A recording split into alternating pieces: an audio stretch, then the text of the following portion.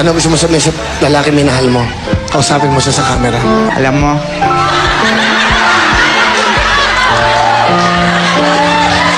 namimiss na kita.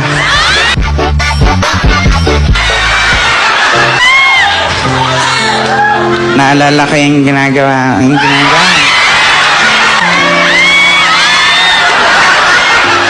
Hindi kasi pinagmamalaki ko siya kasi sobrang sweet sa akin. Ganun. Katunayan niya, sobrang sweet.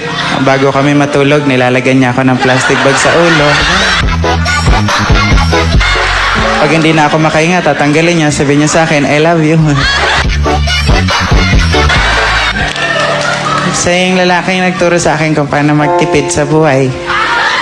Katunayan, pagkakain kami, ang ulam niya, pork chop. Ganun. Sa akin, ketchup. Masaya ako sa kanya. Proud na proud ako. Kasi never siyang nahingi ng pera sa akin. Kung sana lang kumukuha sa wallet ko. Pero, ayun, nagkaiwalay na kami kasi itong mga kasama ko, sinisiraan, malikot daw ang kamay. Kasi siya lang naman na nakakapunta sa bahay eh. Tapos nawala yung ref ko.